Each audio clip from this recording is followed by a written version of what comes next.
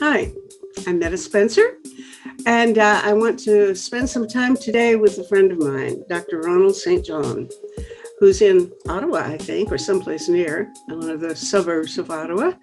And he's somebody that I should have had this show about with him maybe 2 years ago or more. I don't know why I didn't, but at any rate, he is a big shot epidemiologist.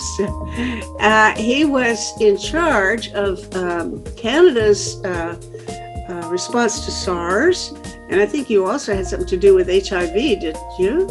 Yes. Yeah, and he was in charge of, I don't know, the Pan American. What was your role in this part of the World Health Organization? I was the director of communicable disease for the hemisphere. Yeah, so you had any catching contagious disease, he was your man, and it was all his fault that you caught it because you aren't supposed to catch these things, right? Well, the way I got acquainted with Ron was 4 or 5 years ago. I was watching a video made by Larry Brilliant, who was running a thing for the Skoll. Jeff Skoll had a system of working on 6 or 7 global issues, just the way Project Save the World does. The issues were pretty similar to our choice, and one of them was pandemics. Well, the head of the whole operation was a man named Larry Brilliant, who had been very involved with the ending of smallpox in Asia, or in the world, really, but I guess the last cases were in Asia. And he put on a video talk show of some kind in which he was referring to a wonderful system, because he says the important thing about infectious diseases is you want to find it quickly, identify it soon, so you know where to go to stamp it out and what to do quickly. If you wait too long, we've seen what happens. So he was talking about a program that Canada had at that time called, well, I believe we called it GPHIN in the long term, but it was I'll ask Ron what it was in a second. Anyway, it was something that Canada had that was really remarkable at that time, because it enabled Canada to spot outbreaks of infectious disease before other people, even in the WHO, would be able to identify it. So it gave us a leg up on catching epidemics before they got to be pandemics. Have I got that right so far, Ron, or am I distorting reality a little? No, you do. You have it very right. Okay. So at that point, I believe the camera panned around in the audience and caught sight of Ron. And I think I got a good look at you at that point, and I remembered you. So when I was organizing this How to Save the World in a Hurry conference, I thought I needed to find an expert on pandemics. And I remembered that you were one of those folks, because you certainly lived in Canada. So I got in touch with you, right? And you have been immensely generous with your time, and obviously an expert of the very highest caliber. So you've been on the steering committee of Project Save the World all this time, and I've done some shows with you in the past with some other people mostly. Today, what I want to do is go back and look at the way I got acquainted with you, because this GPHIN thing, GPHIN, was a project of the Canadian government run by the Public Health Authority agency, and they shut it down. So for the last year or so, there's been a scandal broken by some reporters with the Globe and Mail, I think mostly, who have pointed out the government of Canada made some very stupid decisions in shutting down this outfit. And so they interviewed you a lot of times, and now it's my turn. I get to ask you about your experience with this and so on. Okay, so this is a long-winded setup for our conversation, but move back to the beginning and tell me what else I should say about this before we get Okay. into the nitty-gritty. Okay, thank you. Thank you, Metta, for such kind and generous words. GPHIN is the Global Public Health Intelligence Network. That's what GPHIN stands for. And let me give you some background on how it all started, because it's kind of interesting, I think, and sometimes amusing. Back in the middle of the 90s, around 95 or so, I was working at the precursor to the Public Health Agency of Canada. At that time was called the Laboratory Centre for Disease Control. And I had, because of some of my responsibilities, a small TV set in my office. And I would listen to CNN early in the morning. And this was the time when it was kind of novel to see instant news on TV. And they were showing people fleeing the city of Surat in India, a sizable city. But people were fleeing in cars and on foot and with wheelbarrows, and they were explaining that it was because there was an outbreak of pneumonic plague in the city. Now, pneumonic plague is the worst kind of plague you can get because it's spread by coughing and you inhale it, and it's very fast moving. If you don't get antibiotics within about 24 to 48 hours, you're going to die. Okay, hold on now. What's the difference between pneumonic and bubonic? Well, pneumonic is in your lungs. Bubonic is in your lymph nodes. So Quite bubonic is what was the Black Death.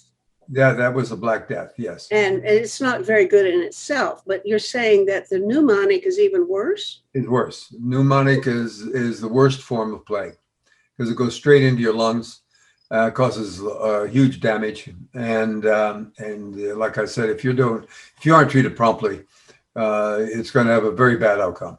What kind of treatment and how good is the treatment? Antibiotics, and they're very good. They work very well. But people were fleeing. And I thought to myself, well, that's kind of interesting. But that's a long way away. And I turned my attention to something else. And about an hour later, I never forget this, about an hour later, I got a call from the head chief manager, whatever, of the Toronto Pearson Airport. And he said, Dr. St. John, we have an airplane coming to land here in Toronto.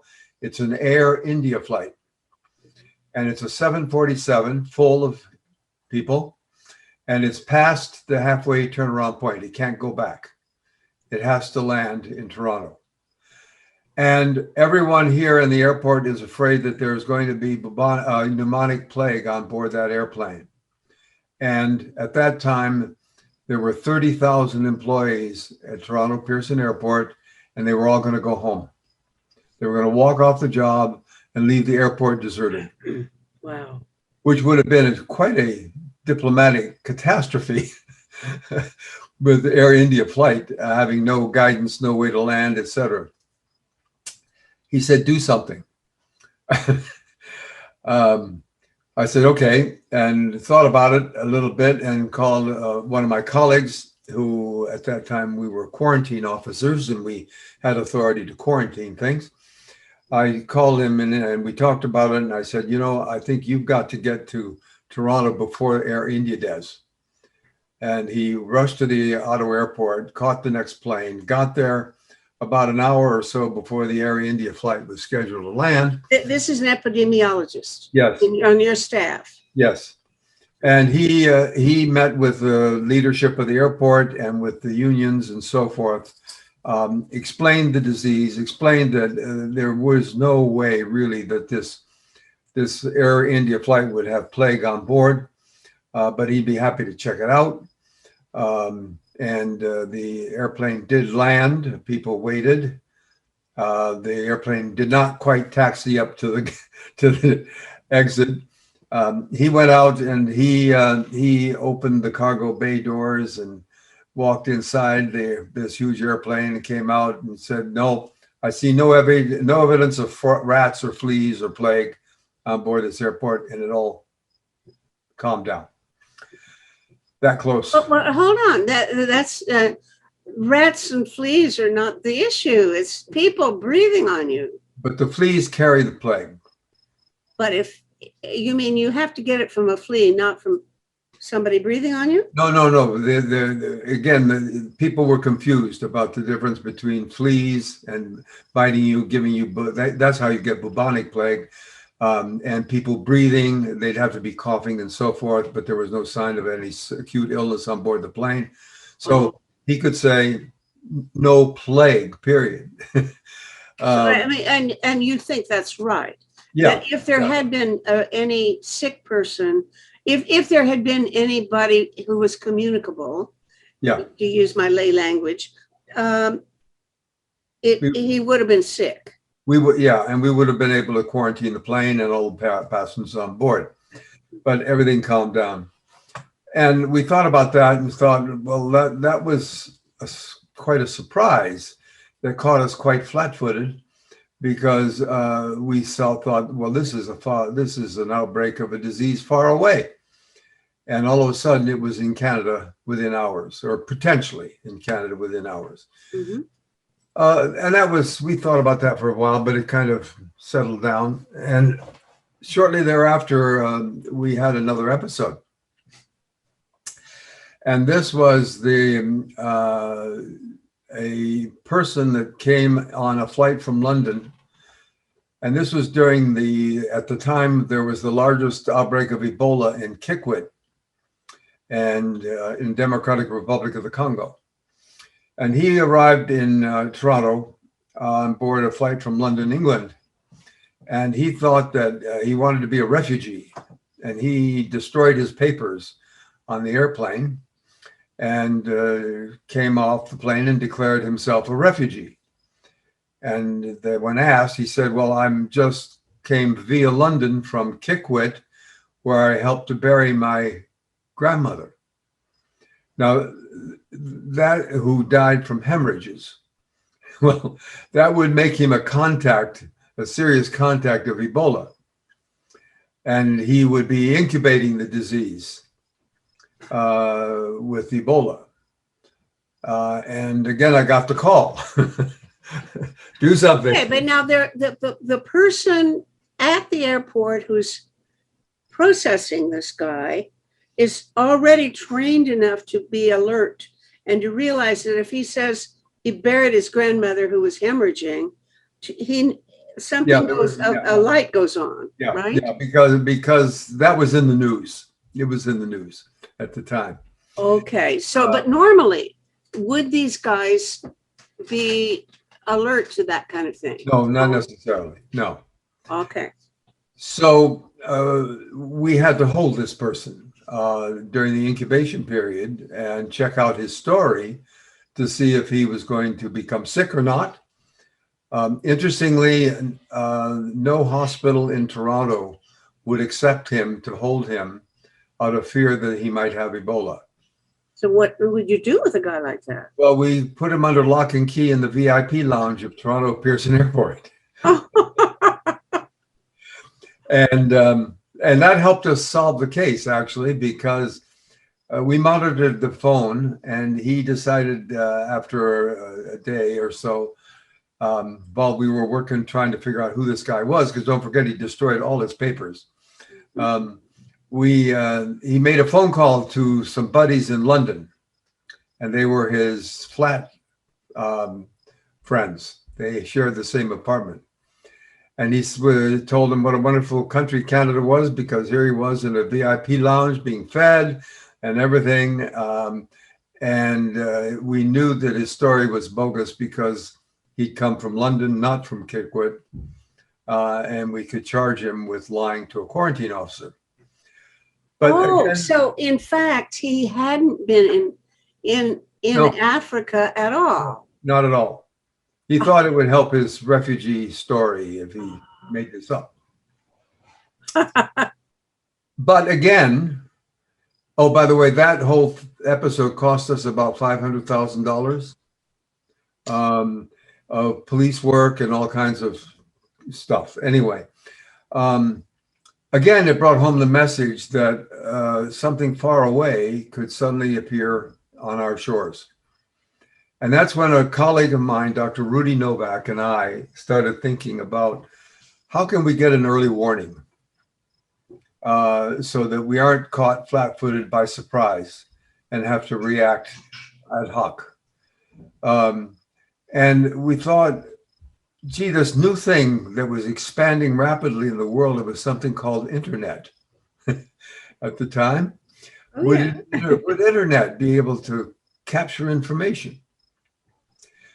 So we looked into that and we found out that the best, people find this hard to believe nowadays, but the best and strongest, most powerful search engine would take one whole month to do a search of the internet. Now you Google something and you get 3 million replies in half a second. But in those days, that wasn't there. So we wanted to search for information every 5 minutes and have information at our fingertips. And we realized that newspapers write up stories about epidemics. When there's an epidemic happening in the local environment, the local newspaper will have a front page article, epidemic of cholera, epidemic of this, that, or the other thing. And we thought, well, those stories are often consolidated in things like AP News, Agence France Presse. These are global news distributors. And could we possibly hook in to that network of information from the media? And we wouldn't be getting information from the governments, we'd be getting information from the media in the place where the event was taking place. And we would try to capture it by computer. And now you're already convinced and have reason to believe that the media are onto the news faster than the government public health service. Yeah, in part, yes, because obviously media go looking for stories and all this kind of stuff. Mm-hmm. And at the same time, this was a time when nations would not report outbreaks of disease to the World Health Organization for fear that it might harm their tourism or their economy. And they would withhold information from the World Health Organization. And the World Health Organization could not do anything unless they received an official report from the nation member state. So even though WHO knew that there might be a serious epidemic of cholera or whatever, they couldn't do or say anything. But we were accessing that information indirectly from the media. And after a lot of work and a lot of trial and error, Dr. Novak was especially important in this. We were able to build a system that we called the Global Public Health Intelligence Network. And it began to collect media reports from all over the world so that we could see what was happening. Now, most of these reports were not a major threat to Canada, but still it gave us a lot of information. So much so that we had to hire a team of what we call analysts who would filter this information, looking for key events that might be of importance to Canada and the world. Well, shortly after we got this system going, the WHO, the World Health Organization, became aware, and they said, wait a minute, we'd like to set up an understanding with Canada to get this information for us.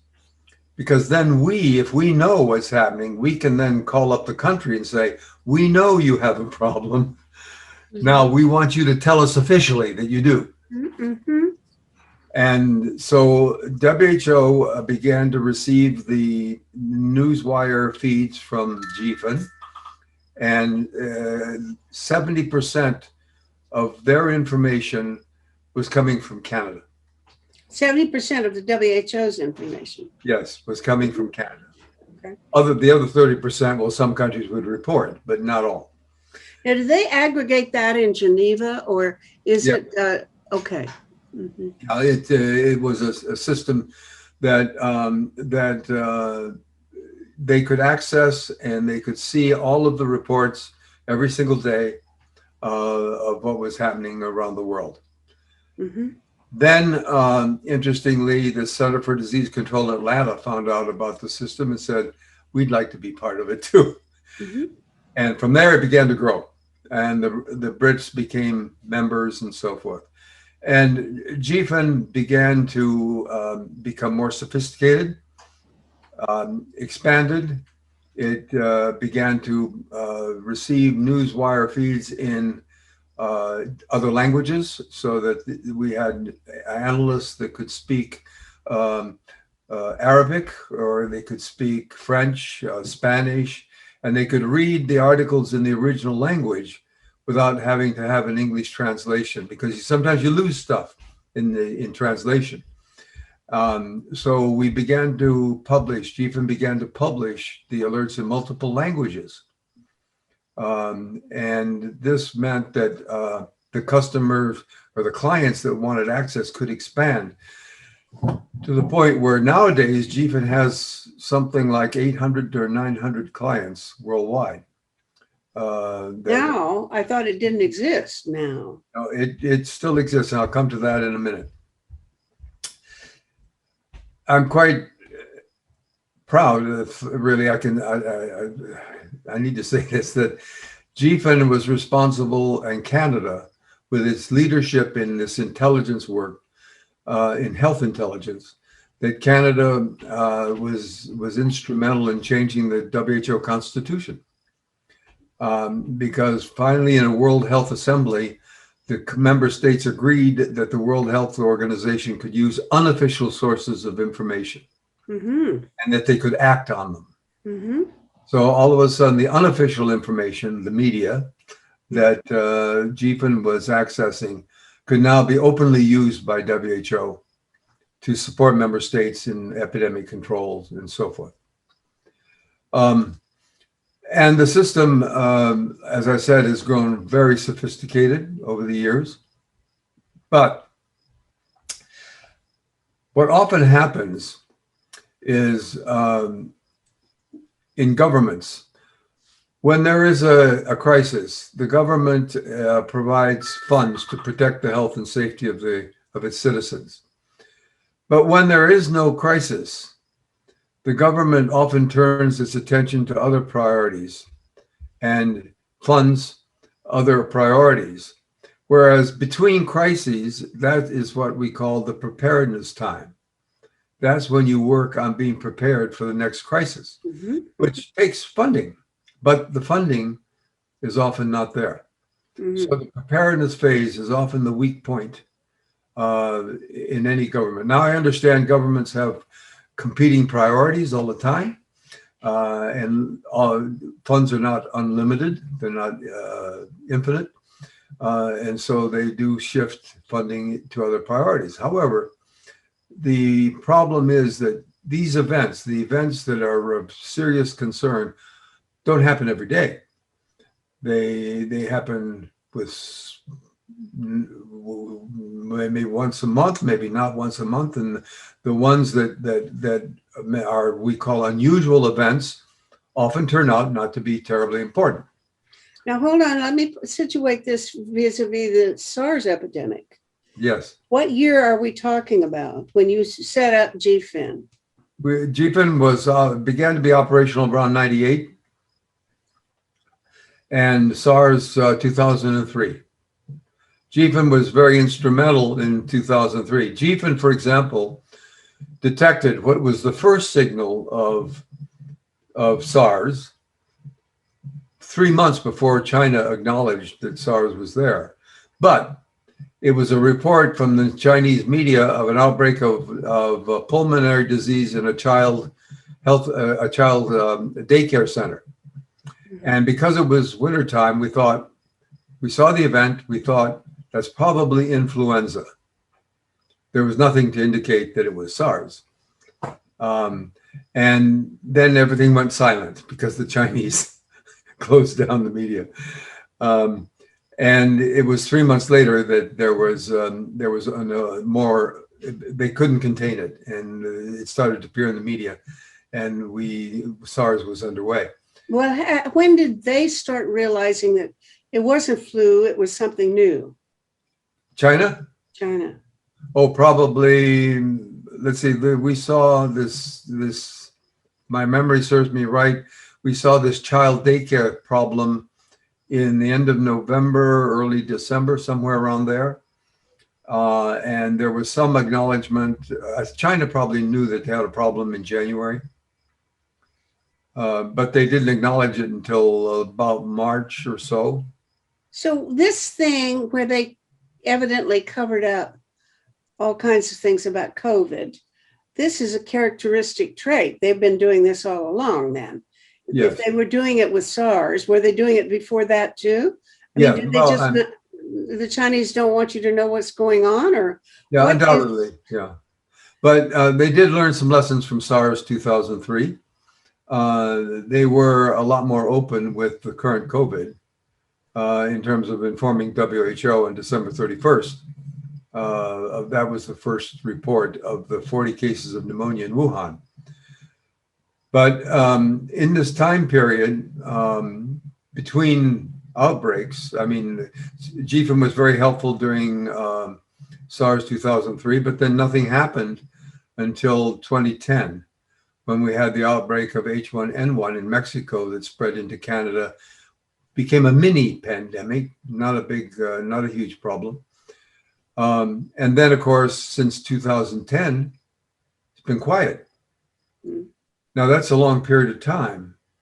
And as I said, government priorities shift. And maintaining GPHIN is a drop in the bucket when it comes to budget. It's about $2 million a year. But people began to question, why do we have this system when nothing is happening? And I think that unfortunately there was a change in personnel at the Public Health Agency of Canada, from highly technical to more managerial type people, and a lack of understanding of the preparedness component of emergency preparedness and response. And GPHIN was gradually, how can I say this, de-emphasized, and to the point where in May of 2019, GPHIN was told to stop working on international alerts and focus on some domestic problems in Canada. And some of the analysts, highly specialized analysts, were reassigned other duties, and essentially GPHIN stopped. Could there have been at that moment a protest or some kind of professional demand on the part of the staff who were being reassigned, and who they must have known this was a stupid decision? The computer system still kept going, and it was still collecting the data every day, but there was no any analysis that would lead to an international alert was cut off. I see. So the all along the data have been coming in. Yes. Okay. Yes. So really, what was missing other problems came up as well, because this is a software platform, and the information is sorted by software, and the software, as always needs to be updated, but it wasn't. And the platform, as all software does, begins to deteriorate after a while, to the point where today it's not working at all. The analysts are working manually to collect information from around the world, rather than automatically through a computer.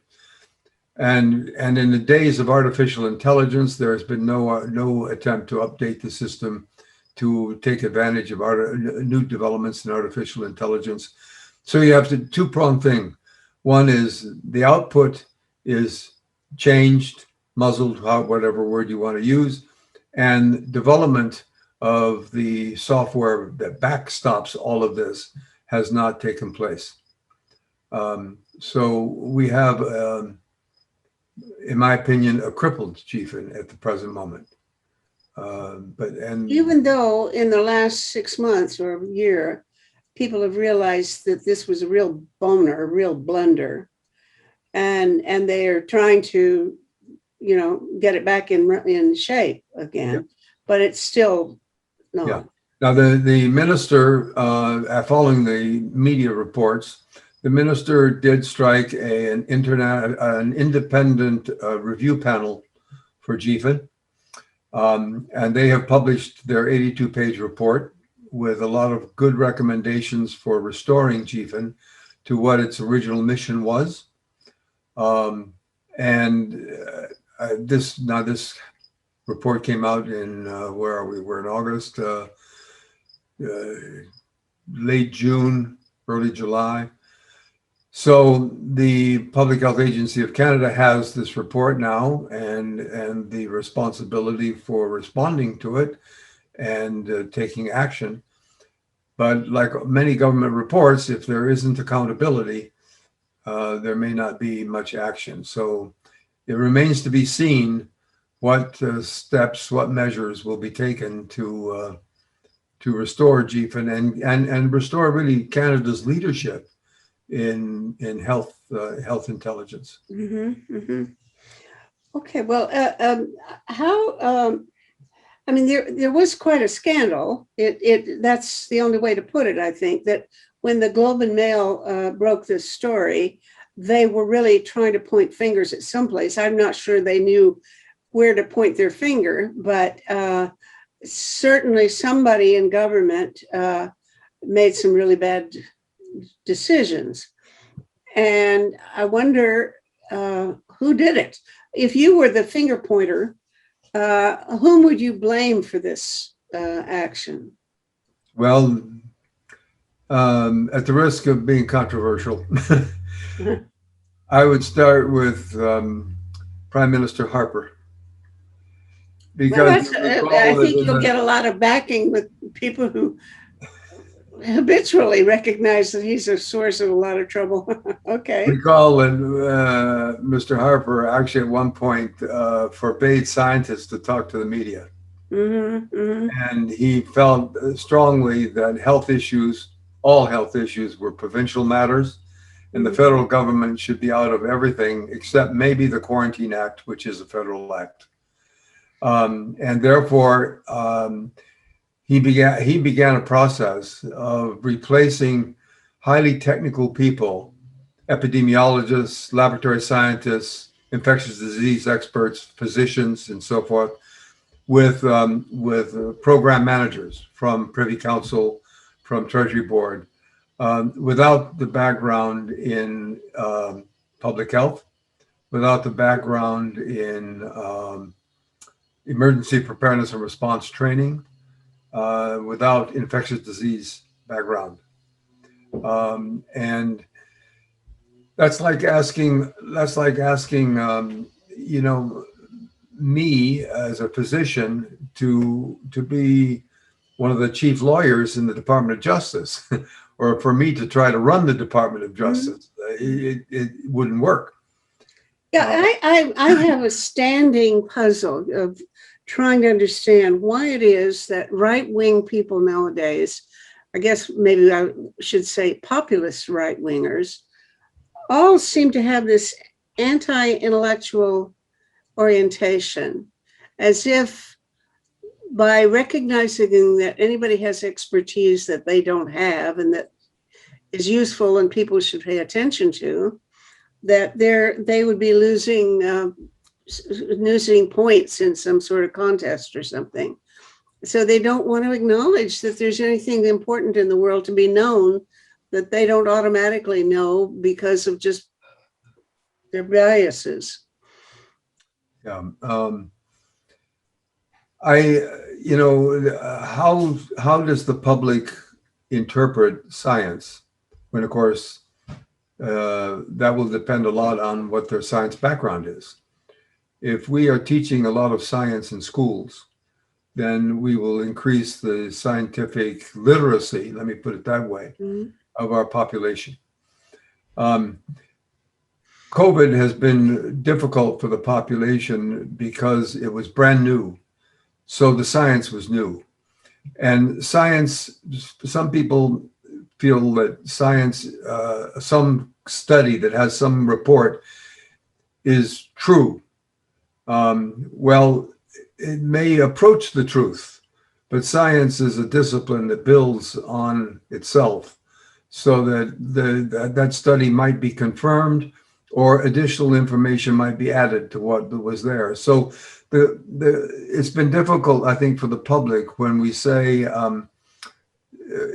no masks are necessary because this was early in the day, because masks don't really stop it. And then we turn around and say, no, no, no, masks do stop it. Masks are important. Or we say, wipe down everything because the virus might last on surfaces. And now it's, well, that's not so important as airborne transmission. So, but it's the natural evolution of science, but it's been very quick. It's been one new factor. Find out more, and that cancels out the mistakes you made before, but then people think you must have been stupid in the first place. Yeah. And then after a whole bunch of these things, it begins to look like there's no credibility in science. We don't know what we're doing. All you can do is try to explain it better and better and better. But I think this is part of our problem. Is I mean, just little things like like telling people that it takes us about 10 years to develop a vaccine. Whoops, we developed this one in 1 year. People are going to say, really, is it safe if you did it that fast? You know? So, well, also, frankly, I have to say, I think sometimes some scientific areas have been amazingly tardy in getting at the truth. I'm thinking, for example, back to, I used to be an office nurse. I wasn't a nurse, but I did I ran the office and stuff for 2 internists way back in the 50s, like 55, 56, something like that. I was 20 and I'm now about to be 90. So it was a long time ago. And these guys were really hot on the trail of a big breakthrough. They were into giving people safflower oil because safflower oil was not hydrogenated and not, et cetera. And we were all going to cure heart disease with that thing. And then, so they came up with all of these. I was baking every weekend with safflower oil and stuff. And, millions and millions of people changed their diet to be based on the theories that were current at the time. Yeah. Why the hell did it take 60 years to find out that they were wrong? And the fact that it took that long really convinces me that somebody didn't pay enough attention. Well, don't forget too that science lives off of investments that usually come from government, because scientists depend on grants to do work. And again, you get into funding priorities. There are periods of time when governments will go through, I almost like to call it a science frenzy, and they will invest heavily in scientific studies, and other times when it can be quite lean. But there are a lot of people who were doing research, and it has to have been bad research. Yeah. If after 60 years they didn't find out that their recommendations to people, which billions of people changed their dietary habits because of these recommendations, and they were wrong, and why did it take so long? It's just not right. So that is enough to make me into an anti-vaxxer practically, I mean, some sort of nutcase, because I'm indignant. Why did I put all that time and effort into making pies with safflower oil. Okay, now I've ranted. Now you can have the floor back. Well, no, I don't. Science is an iterative process, and it might go off on the wrong road for a while before there can be perhaps some breakthroughs that bring it back into a different road. So it's an iterative process. It builds on itself, and it takes time sometimes. The most dramatic thing about COVID is how fast science has moved worldwide, collaborations going on worldwide to try to understand the disease, understand the immunity that is produced by the disease or the vaccine, creating a vaccine, looking for treatments. It's all in a little over a year and a half, which is really astounding. So that's maybe the other side of the coin. One side took a long time. This has taken a short time. Okay, now you suddenly found yourself in charge of SARS back, and was to some extent this was detected by GPHIN. Yes, Okay. as I mentioned before, there was this one episode in a daycare center of some kids coming down with a serious cold-like symptoms. And there was no term SARS then. There was no new virus, and we thought that, well, in wintertime the most likely thing is influenza. But then we couldn't find any more information because the media was silenced in China until it just couldn't be contained any longer. Once we had that information, we could monitor with GPHIN the spread easily. I mean, because then Singapore reported some cases and, so on. And so we could monitor the spread. We also could monitor all of the measures that airports all over the world were taking. So we knew exactly which airport was not allowing passengers from which country. GPHIN can collect all this stuff because it's reported in the media. So it became an invaluable tool for monitoring globally what was happening with SARS. And then, of course, our own surveillance systems in Canada could monitor what was happening. And it turned out that the major problem with SARS 2003 was in Toronto. Now, wait, it started in China. Did it come directly to Toronto? And how many other places did it go to? Because I was, of course, everybody in Toronto was very aware of SARS, but I'm not sure how many other cities were affected or other countries were affected. Other countries, I know Singapore, I'd have to think a bit. I think South Korea had some problems. I'd have to look that one up. It's been a while. Okay. But the disease was introduced into Toronto by a traveler from China. And you were able to put a lid on it and quarantine people pretty quickly, right? Yes, relatively so. We were lucky in that the transmission was taking place mostly in hospitals, not in the community. And that this virus, SARS 2003, was much less communicable, less infectious than our current SARS virus, much less. So while we were very worried about community spread, it didn't happen to any large degree. And with good hospital infection control practices, we were able to bring the thing under control by June or so. And that proved to be the case worldwide, that it was basically a hospital disease. The current virus is, of course, much different than that virus was. I heard a video conversation about 6 months ago between two epidemiologists who were not the authors of this theory, but they were discussing a theory that another epidemiologist had put forward. And I may garble it a little bit, but it goes something like this. This fellow argued that during the time between the first and the second shots, you got partial immunity. and that partial immunity is a perfect situation for evolution to take place, survival of the fittest. Mhm. And so during this period of time when there are millions, if not billions of people who are partially immune, this is the longer you have this and the more people who are in that partial immunity condition, this is the time that you are most likely to be testing out and creating new variants that are more and more pernicious.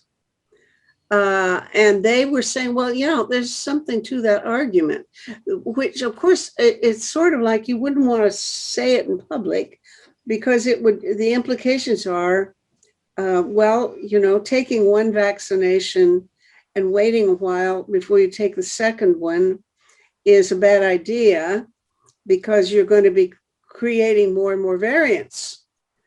And there's no policy solution to that. I mean, nobody, what do you do? Of course, you have to take 2 shots. So they were kind of thinking about, well, yes, sounds reasonable, but they weren't sure whether to believe it. What do you think of that argument? If assuming that I got it right, which I can't swear I got it right. Well, it's sort of you're caught between the devil and the deep blue sea, because now we know that if you increase the interval between this first and second shot, you get an even stronger immune response than if you narrow it. Oh. So, in a sense, you can't give the 2 shots one day after the next. That wouldn't boost things very much. So what you have to do is give the first shot. The body will respond to the invasion, if you will, of the immunity stimulating particles. And then when you give the second shot, it's like a booster. It's like reinforcements for the immune system. Mm-hmm. And if you allow the body enough time to start the immune response to the first dose, then when the second dose comes, it's primed and is really going to give you a big boost. So I think you don't have a choice. I think you have to go that way in order to get the highest level of protection in the population that you can. And that'll come after the second dose. Okay, are they working on a specific vaccine for Delta, say? Because the Delta thing, now they're having these breakthroughs where people catch the Delta who have already had the first and second shots, and maybe not too many of them like that, but it's not a very pleasant prospect. Is there any value to, or maybe are they already trying to develop a specific vaccine for the Delta? Well, there are 2 approaches. As you've probably heard, there's discussion of giving people a 3rd booster dose. Yeah. Now, a booster is technically the same vaccine given again. There to say, so that's one direction. The second direction is there have been some reports that Pfizer, for example, and probably Moderna and the others are already working on what they call tweaking the vaccine, so that it might be even more effective against a particular strain like Delta. But I haven't seen any studies on that particular direction yet.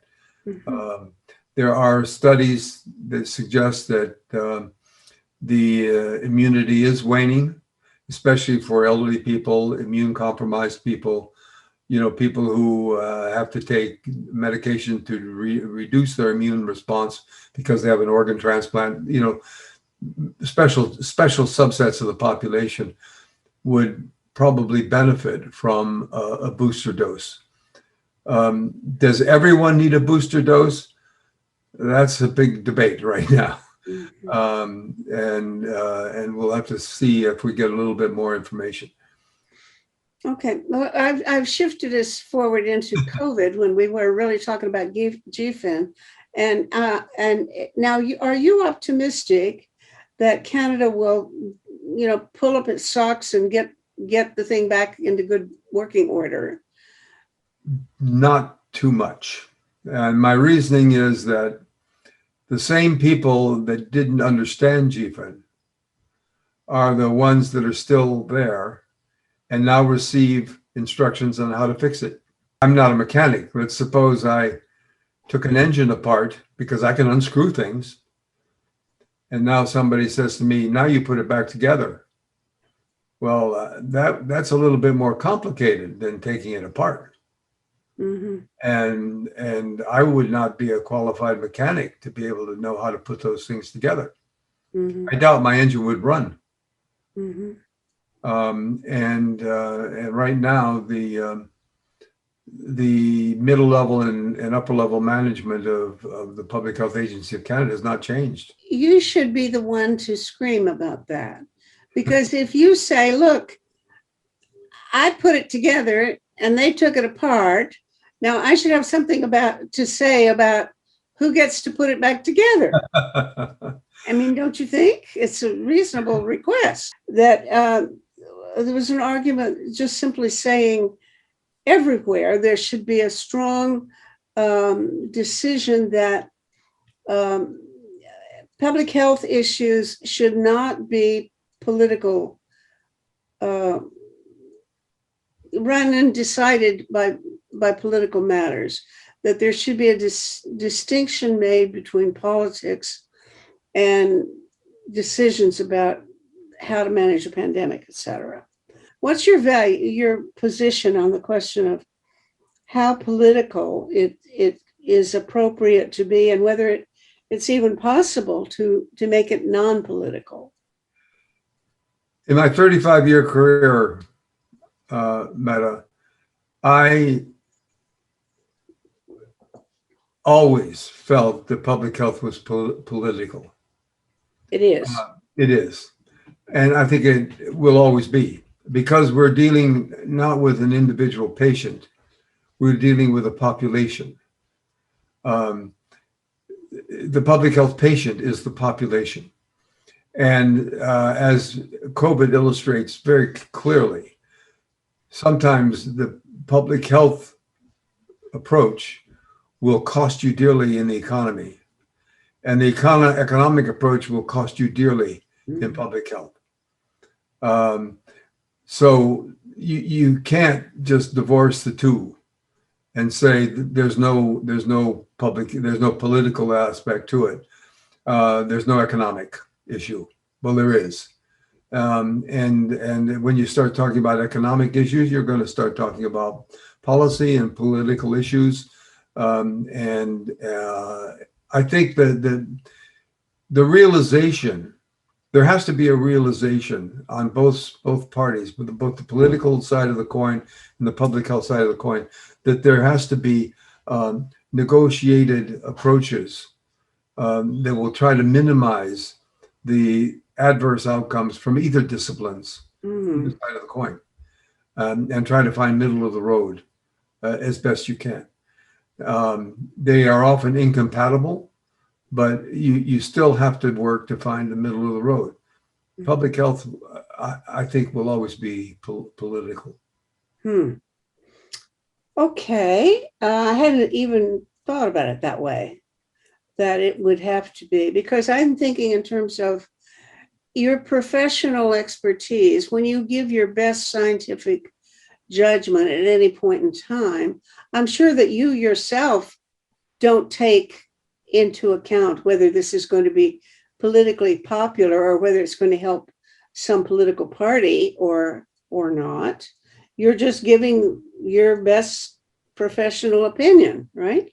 Yes, but what's very important is that the public health opinion or science, the public health science that is brought to bear, is translated in a way that a non-public health person can understand, because politicians are not public health experts. They are lay people.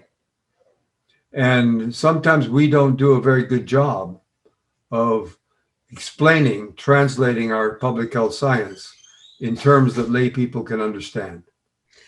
Actually, that's an important point to me, because I've heard other people make the same point, not just about public health, but about science in general. There is many scientists would say, I have no business being out there giving speeches about how to manage fisheries.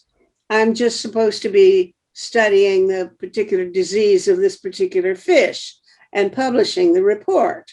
Well, the report that a person is going to study about the mating habits of, goldfish or something, that is not going to be read by anybody outside the profession, outside of science, and probably very, very few people even who are real scientists. The name of the game is to get published. The name of the game is not to necessarily read other people's papers. So I know that papers published in professional journals don't necessarily get much attention and don't really have much impact. But I've heard people say really that if scientists really want to do the job, they should be out there explaining it to people and showing more often why it's important for people to understand, whatever it is they're finding out. Yes, I agree. I certainly agree wholeheartedly. Well, that's good to know, because there are certainly academic standards about. It's hard to describe them because I've never ever seen anything in writing saying what it's appropriate and acceptable for an academic, for example, to be doing and what is not part of your job. For example, I'm very heavily into advocacy. Give speeches to trying to make people think the way I believe all the time. And I think that's an appropriate thing to do. But I learned early on, be careful. You don't want to mix up the borders of academia with NGOs and civil society organizations that are marching in the street. So, for example, Science for Peace, which I headed for a long time, would hold meetings, but we wouldn't march in the street with a banner. Right. And I don't know how to tell you where's the norm, because there's no rule book, but we kind of understand it. And I think this scientist should be in the street with a banner or something pretty close to it. Right. Yeah. Okay. So do you think epidemiologists should go out there and stir up the masses? No, it's more helping the masses understand. Well, yeah. Okay. And that's a good question, how to do that. That's a major topic, Metta. Bearing in mind what you said, that it's always political anyway. Major topic for discussion. All right. We'll come back and talk about it another day. Okay. Well, this has been really enlightening. And I sure hope that somehow the people in Ottawa pay attention enough to select a good bunch of people to reestablish GPHIN and put a big plaque on the front door saying thanks to Ronald St. John. And Dr. Rudy Novak. And you, all right, very good. Anyway, thank you for the opportunity to talk about GPHIN, which is near and dear to my heart. So I appreciate that very much, Metta. Thank you. Well, I certainly appreciate it. Great. Yes. Okay, bless you. Take care. Take care now. All right, bye-bye. Bye now.